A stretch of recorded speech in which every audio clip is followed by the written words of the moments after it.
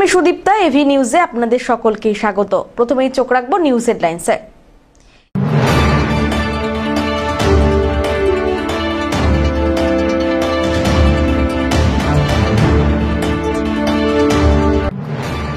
বন্যপ্রাণী পাচারের বড়সড় চেষ্টা রুখে দিল বেলাকোবা ফাঁড়ির পুলিশ।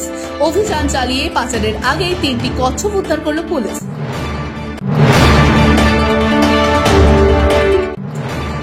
রাজ্য তাইকোন্ডো চ্যাম্পিয়নশিপে নজর কাড়া সাফল্য জলপাইগুড়ি। 5 জন স্বর্ণ, 3 জন ব্রোঞ্জ এবং সিলভার পদক পেয়ে খ্যাতি অর্জন করেছে।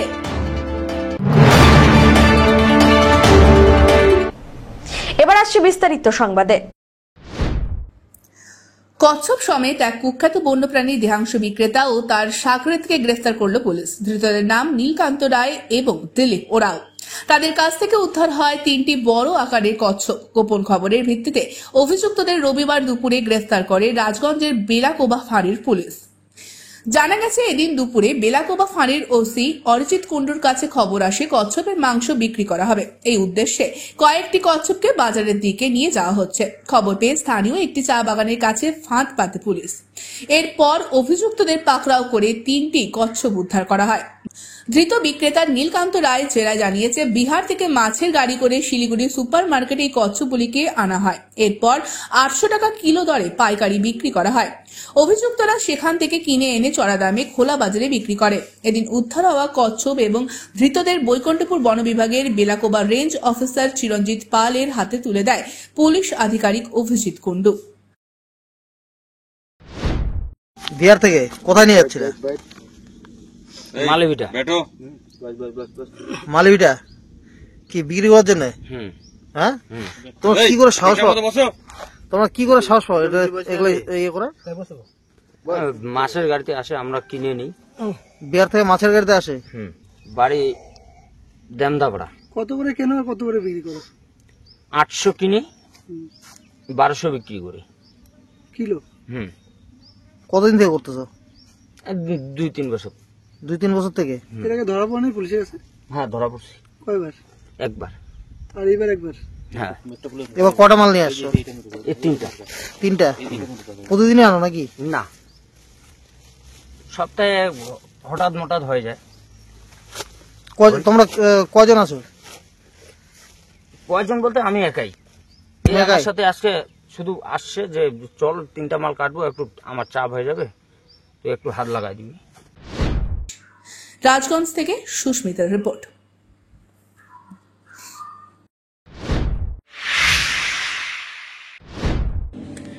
রবিবার জলপাইগুড়ির রবীন্দ্র ভবনে অনুষ্ঠিত হয়ে গেল অল ইন্ডিয়া মহিলা সাংস্কৃতিক সংগঠনের 6ষ্ঠ জেলা মহিলা সম্মেলন। সম্মেলনে উপস্থিত ছিলেন জেলার বিভিন্ন প্রান্ত থেকে আগত শতাধিক নারী প্রতিনিধিরা। সংগঠনের তরফ থেকে জানানো হয়, জন্মলগ্ন থেকেই AIMSS সমাজে নারীদের অধিকার আর মর্যাদার জন্য সংগ্রাম করেছে। নারীদের সামাজিক অর্থনৈতিক দাবি আদায়, নারী নির্যাতনের বিরুদ্ধে প্রতিবাদ, শোষণ পীড়নের বিরুদ্ধে ধারাবাহিক লড়াই করে আসছে সংগঠনটি বলে দাবি। এই সম্মেলনের মূল উদ্দেশ্য আন্দোলনকে আরও শক্তিশালী এবং সংগঠিত করা। বক্তৃতায় উঠে আসে একাধিক গুরুত্বপূর্ণ দাবি: রাজ্যে যোগ্য চাকরিহারাদের পুনর্বহাল, নারীদের প্রতি অত্যাচার বন্ধ, মদের দোকানের লাইসেন্স বাণিজ্যিকভাবে ছড়িয়ে দেওয়ার বিরোধিতা। বক্তারা জানিয়েছেন, এই ধরনের সম্মেলন শুধুমাত্র দাবিপত্র তুলে ধরার ক্ষেত্রেই নয়, বরং নারী সমাজকে একত্রিত করে ভবিষ্যতের আন্দোলনের রূপরেখা তৈরির জন্য অত্যন্ত গুরুত্বপূর্ণ। মহিলা সাংস্কৃতিক সংগঠনের 6ষ্ঠ জলপাইগুড়ি জেলা সম্মেলন। আমাদের মূল দাবি যে বর্তমান যে অবস্থা, মহিলাদের কোনো নিরাপত্তা নাই, অভয়ার ন্যায় বিচার আমরা এখনো পাইনি। ফলে 26,000 চাকরিহারা শিক্ষক শিক্ষিকা রাজপথে। আমরা যোগ্য শিক্ষক শিক্ষিকাদের পুনরায় স্কুলে বহাল করা, চাকরিতে, এবং নারীর উপর যে ব্যাপক অত্যাচার হচ্ছে, শোষণ হচ্ছে, নারীর সমান অধিকার নাই সরকারি বেসরকারি কাজে, বিশেষ করে গ্রামীণ মহিলাদের পুরুষের সাথে সমান অধিকার, কোনো মজুরি দেওয়া হয় না, কোনো শিশু নিরাপদ নয়, চাকরিস্থলে যে অভয়া যেভাবে নৃশংসভাবে খুন হলো, আমরা দেখছি প্রত্যেকটি পাড়ায় একের পর এক মদের ঢালাও লাইসেন্স দিয়ে সমাজকে নষ্ট করছে। ছোট ছোট শিশুরা, বাচ্চারা কিন্তু নিরাপদ নয়। ফলে লাগাতার জলপাইগুড়ি জেলা তথা সারা রাজ্য দেশ জুড়ে আমাদের নারী নির্যাতনের বিরুদ্ধে, যুবকদের কাজের দাবিতে এবং শিক্ষার ক্ষেত্রে এই পর্যন্ত যে পাশফেল নাই, পাশফেল চালুর দাবিতে আমাদের মহিলা সাংস্কৃতিক সংগঠনের পক্ষ থেকে লাগাতার আন্দোলন চলছে। ফলে আন্দোলনের ধারাবাহিকতায় আমাদের জলপাইগুড়ি জেলার ৬ষ্ঠ জেলা সম্মেলন হচ্ছে। সব্যসাচী মজুমদারের রিপোর্ট।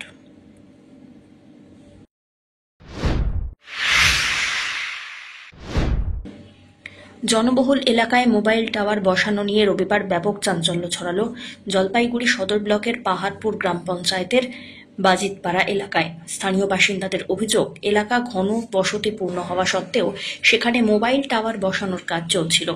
যদিও বাসিন্দারা আগে এই কাজের বিরোধিতা করেন, তবুও অভিযোগ তাঁদের অগ্রাহ্য করে পুনরায় কাজ শুরু হয়। এই পরিস্থিতিতে সমস্যার সমাধানে সদর বিডিও মিহির কর্মকারের উদ্যোগে বিডিও অফিসে বৈঠকের আয়োজন হয়। বৈঠকে উপস্থিত ছিলেন এলাকাবাসী, জমির মালিক এবং মোবাইল টাওয়ার সংস্থার প্রতিনিধিরা। জানা গিয়েছে, জমির মালিকানা সংক্রান্ত কিছু কাগজপত্র এখনো অসম্পূর্ণ, তাই যতক্ষণ না সেই কাগজপত্রের সমস্যা মিটছে ততদিন ওই জায়গায় মোবাইল টাওয়ার স্থাপনের কাজ বন্ধ থাকবে। স্থানীয়দের মতামত এবং আইনি কাগজপত্র বিবেচনা করেই পরবর্তী সিদ্ধান্ত নেওয়া হবে। স্থানীয়রা জানান, তারা এলাকায় মোবাইল টাওয়ার বসানোর ঘোর বিরোধী নন, তবে ঘন জনবসতিপূর্ণ এলাকায় এটি বসানো হলে স্বাস্থ্যের উপর প্রভাব পড়তে পারে বলে আশঙ্কা তাদের। একটি ফাঁকা জায়গায় এই কাজ করার দাবি তোলেন তারা। এই সব কারণেই তারা কাজ বন্ধের দাবি তোলেন। এই ঘটনার জেরে এলাকায় সাময়িক উত্তেজনা সৃষ্টি হয়। একটা জমি আছে যেখানে টাওয়ার বসে 2022 সালে কাজ শুরু করছিল। তখন আমরা প্রধান সব জায়গায় মাস পিটিশন করছি, এফআইআর করছি থানায়, বিডিও, সভাধিপতি এবং ম্যাজিস্ট্রেটের কাছে। করার পর তখন টাওয়ারের কাজ বন্ধ হয়ে গেছে, বলছে এখানে টাওয়ার হবে না। এখন জানি না কি হয়ে গেল, 2022 সালের পর থেকে 2025 সালে আবার সেই টাওয়ারের কাজ শুরু হয়েছে। কি কোনো রকম লিখিত বা কোনো রকম কিছু হয়েছিল? তখন এমনি বলছে যে কাজ হবে না, উঠে চলে গেছে, জনগণ যেহেতু চাচ্ছে না। তখন কোনো রকম ভাবে মিউচুয়াল না, জমির ল্যান্ড ডোনার যে উনি তখন মুসলিম আছে জনগণের সামনে যে আমি আর এখানে টাওয়ার বসাতে দেবো না। আবার কেন দিল তাহলে? তারপরে তখন আরেকটা চুক্তি হয়েছে 2023 সালে, যে জমিটা উনি যার কাছে কিনেছেন তাদের সঙ্গে একটা চুক্তি হয়েছে। চুক্তির মধ্যে ওখানে লিখিত আছে যে এই জমিতে এই দাগে মোবাইল টাওয়ার, ব্রয়লার ফার্ম, দূষণমূলক কলকারখানার কাজ করা যাবে না। কিন্তু তার সাথে সেই এগ্রিমেন্ট কপিটাও আছে আমাদের কাছে। সেই এগ্রিমেন্টটাকে লঙ্ঘন করে আবার 2025 সালের টাওয়ারের কাজ শুরু করলো। কেন করলো মানে কেন আবার শুরু করলো? কি মনে হচ্ছে কি হতে পারে? এখন দেখেন, যে জমি দিচ্ছে ল্যান্ড ওনার তো একটা মুনাফা আছে, কিন্তু আমাদের জনগণ তো যেহেতু 5G টাওয়ার, সে ম্যাগনেটের বিক্রি যেটা হচ্ছে আর কি, সেটা তো মারাত্মক ক্ষতিকর। আমরা চাই না পাবলে ওখানে টাওয়ার হোক, আমরাও যাচ্ছি টাওয়ার হোক, মোবাইল টাওয়ার হোক, একটা অন্যত্র হোক, অন্য ফাঁকা জায়গায় হোক, ওই এরিয়ায় চাচ্ছি না। টাওয়ার নিয়ে আমাদের ওখানে আমার গ্রামে আমরা টাওয়ার হইতে দিব না। কারণটা কি আমাদের বাচ্চা কাচ্চা আছে, হয়তো বাচ্চা কাচ্চা কোনো অসুবিধা থাকতে পারে, পশু পাখিগুলোও তো থাকতে পারে, পশু পাখিও তো ক্ষতি হতে পারে।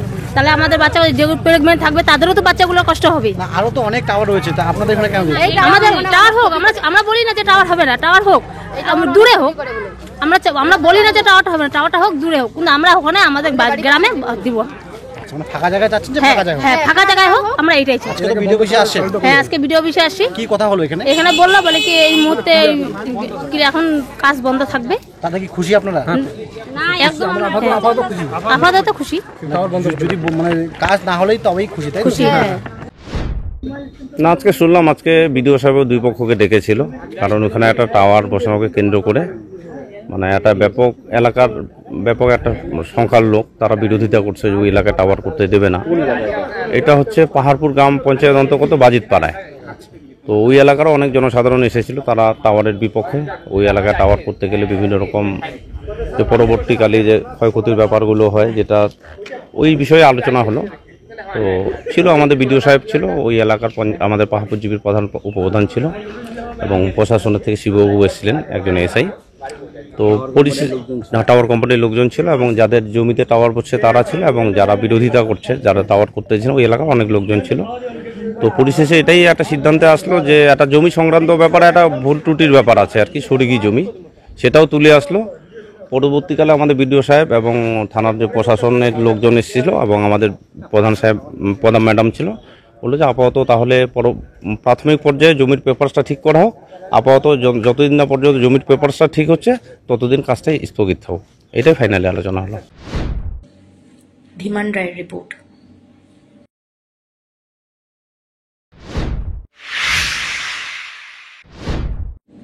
কেন্দ্রীয় সরকারের নিয়ন্ত্রণাধীন চা বাগানে 6 সপ্তাহের বেতন বকেয়া রয়েছে, তাই দ্রুত বকেয়া বেতনের দাবিতে ধর্নায় বসেছেন চা শ্রমিকরা। ডুয়ার্সের বানারহাট ব্লকের চুনাভাটি এবং নিউ ডুয়ার্স চা বাগানে ঘটে এমনই ঘটনা। এদিন চা বাগানের শ্রমিকরা বাগান ম্যানেজারের অফিসের সামনে ধর্নায় বসে পড়েন। উল্লেখ্য, কেন্দ্রীয় সরকারের নিয়ন্ত্রণাধীন 4টি চা বাগান রয়েছে, চুনাভাটি, নিউ ডুয়ার্স, বানারহাট এবং কারবালা। আর এই 4টি চা বাগানের শ্রমিকদের 6 সপ্তাহ ধরে বকেয়া বেতন রয়েছে।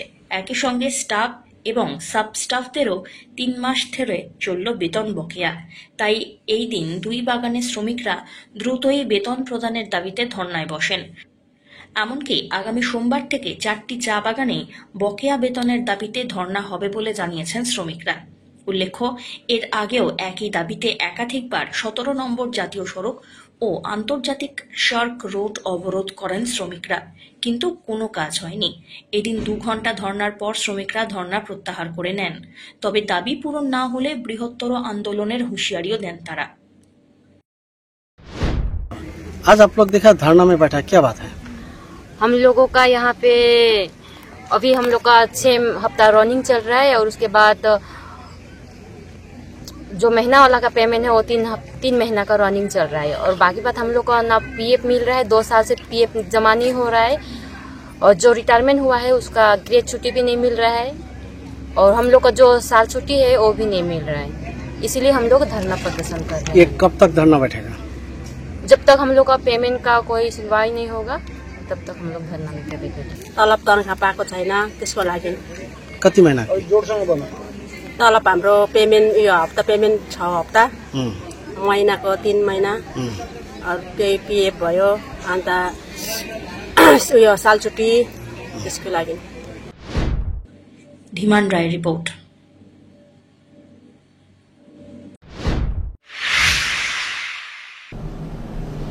নিয়ে নিচ্ছে ছোট্ট একটি বিরতি, ফিরে আসছি বিরতির পর, সঙ্গে থাকুন।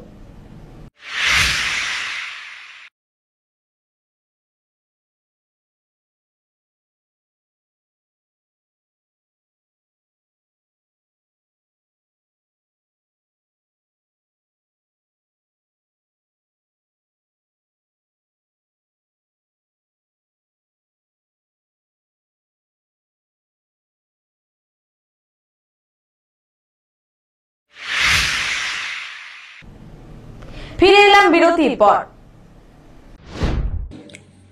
হুমায়ুনপুর প্রকাশ ফাউন্ডেশন এবং লায়ন্স ক্লাব জলপাইগুড়ির জেনেসিসের যৌথ উদ্যোগে রবিবার রক্তদান শিবিরের আয়োজন হয়। রবিবার কদমতলা সংলগ্ন হুমায়ুনপুর প্রকাশ ফাউন্ডেশন জলপাইগুড়ি শাখার আঞ্চলিক কার্যালয়ে এক মহৎ পুণ্য রক্তদান শিবিরের আয়োজন হল। শিবিরে স্বতঃস্ফূর্তভাবে রক্তদান করলেন সংস্থার সদস্যরা। উদ্যোক্তাদের তরফ থেকে নব্যেন্দু মৌলিক জানিয়েছেন, প্রত্যেকবারের মতো এবারেও রক্তদান শিবিরের আয়োজন হয়। সারা বছর বিভিন্ন সেবামূলক কাজের উদ্যোগ গ্রহণ করা হয়। উল্লেখ্য, জলপাইগুড়ি ব্লাড ব্যাংকে রক্তের সংকট কাটতেই পাশাপাশি মুমূর্ষু রোগীদের কথা মাথায় রেখেই স্বেচ্ছায় রক্তদান শিবিরের আয়োজন হয়েছে। মহারাজা অগ্রসেন লায়ন্স ব্লাড সেন্টারের প্রতিনিধিরা শিবির পরিচালনা করেন। অনেক সময় হাসপাতালের ব্লাড ব্যাংকে রক্ত সংকট দেখা যায়, আর তাতেই সমস্যায় পড়েন গ্রামগঞ্জের মানুষ। এদিন সংস্থার পক্ষ থেকে স্বেচ্ছায় রক্তদান শিবিরের আয়োজন হল। শিবির থেকে প্রায় 100 ইউনিট রক্ত টার্গেট রাখা হয় বলে জানা গিয়েছে। ফাউন্ডেশনের ব্লাড ডোনেশন ক্যাম্প আমরা এবার এটা করছি Jalpaiguri Lions club of Jalpaiguri Genesis এবং মহারাজা অগ্রসেন লায়ন্স ব্লাড সেন্টারের সাথে। আপনারা জানেন প্রত্যেক বছর আমাদের ব্লাড ডোনেশন ক্যাম্প চলে, এবারও চলছে। এই গরমের সময় রক্তের অ্যাকিউট ক্রাইসিস তৈরি হয় ব্লাড ব্যাঙ্কগুলোতে। এই ব্লাড ডোনেশন ক্যাম্প শুধুমাত্র রক্ত দেওয়ার কাজ তো আমাদের প্রতিদিনই চলে, কিন্তু এটা একদিকে যেমন রক্তদান, তার সাথে সাথে একটা সচেতনতাও তৈরি করা যে মানুষকে রক্তদানে এগিয়ে আসা উচিত। এবার দেখুন আমরা কিন্তু একদম প্রকাশ্য রাস্তায় করছি মোবাইল ভ্যানের মাধ্যমে, যাতে মানুষের কাছে আরো বেশি মনোগ্রাহী করে তোলা যায় রক্তদান শিবিরটাকে, যাতে আরো বেশি মানুষ রক্ত দিতে আগ্রহী হয়। এবং এখানে লায়ন্সের একটা গুরুত্বপূর্ণ ভূমিকা আছে, কারণ তারা যেভাবে এগিয়ে এসছেন আমাদের ক্যাম্পটাকে সাফল্যমণ্ডিত করার জন্য, তাতে আরো অনেক বেশি ভালোভাবে। এই সময় তো হাসপাতালগুলোতে একটু ব্লাডের একটু সংকট থাকে, সেই বিষয়ে কি বলবেন? সংকট তো থাকেই, ব্লাড ব্যাংকে সংকট থাকে, সব ব্লাড ব্যাংকেই সংকট থাকে, সেটা গভর্নমেন্টে নন গভর্নমেন্টে সব জায়গায়। রক্ত যেখানেই যাক মানুষের কাজে লাগে এবং মানুষ সরাসরি সেই সুবিধাটা পায়। রক্ত সংকট মেটানোর একটাই উপায়, কৃত্রিমভাবে তো রক্ত তৈরি হবে না, ব্লাড ডোনেশন। সুতরাং যত বেশি ডোনেশন বাড়বে, যত বেশি ক্যাম্প বাড়বে, একটা ক্যাম্পে অনেক বেশি রক্ত সম্ভাবনা ঠিকও না, কিন্তু যত ক্যাম্পের সংখ্যা বাড়বে তত মানে অবশ্যই ব্লাডের প্রাইস। আজকে তো 100 টার্গেট আছে, এখন জানি না কতদূর আমরা। সব্যসাচী মজুমদারের রিপোর্ট।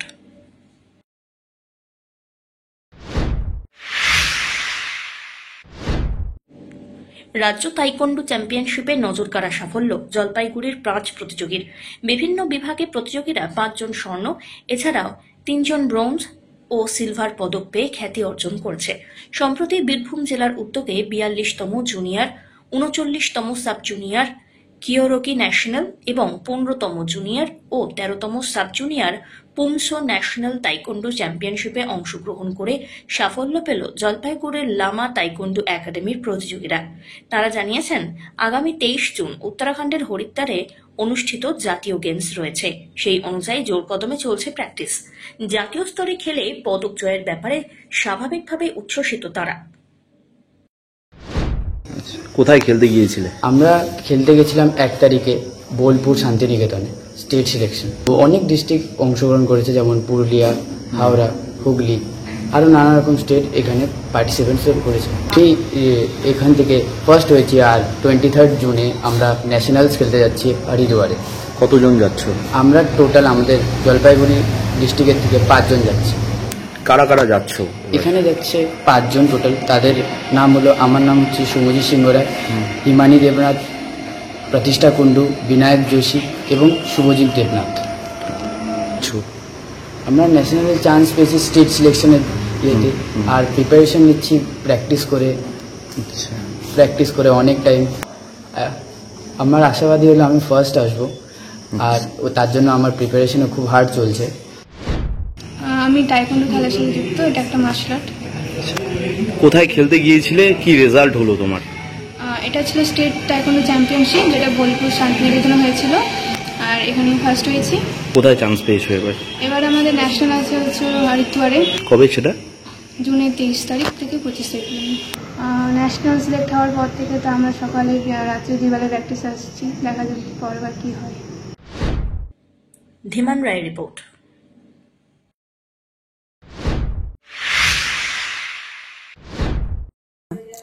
জলপাইগুড়ি জেলা ক্রীড়া সংস্থা পরিচালিত সুপার ডিভিশন ফুটবল লিগ শুরু হয়েছে। খেলাটি অনুষ্ঠিত হচ্ছে টাউন ক্লাবের মাঠে। এই খেলা শুরু হয়েছে 6 মে। খেলাকে ঘিরে প্রতিদিন প্রচুর খেলা প্রেমী মানুষের ভিড় লক্ষ্য করা যায় স্টেডিয়াম জুড়ে। রবিবারের এই খেলায় অংশগ্রহণ করে জেওয়াইসিসি এবং মিলন সংঘ। এদিনের খেলায় জেওয়াইসিসি জয়ী হয়। জেওয়াইসিসি 5 গোল করে। এই টিমের পক্ষ থেকে গোল করেন তাপস রায়, স্নেহাশিস রায়, অগ্রদীপ রায়, দীপঙ্কর রায়, নবিউল হক। মিলন সংঘ করে 3টি গোল। এই টিমের পক্ষ থেকে গোল করেন Sagar Roy, Chiranjit Shil, Sumit Das. Man of the match ঘোষিত হয় জেওয়াইসিসির স্নেহাশিস রায়। পিনাকি শীলের রিপোর্ট।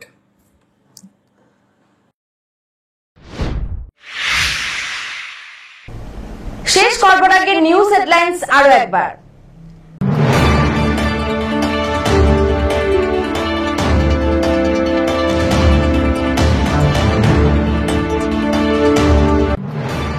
বন্যপ্রাণী পাচারের বড়সড় চেষ্টা রুখে দিল বেলাকোবা ফাঁড়ির পুলিশ। অভিযান চালিয়ে পাচারের আগে 3টি কচ্ছপ উদ্ধার করল পুলিশ।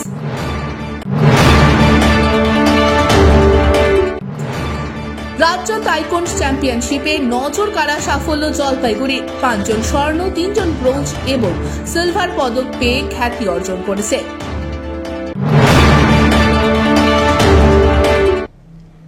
এখনকার মতন এভি নিউজ এ পর্যন্তই। পরবর্তীতে আসছি আরো সংবাদ নিয়ে। দেখতে থাকুন আমার ভিশন। নমস্কার।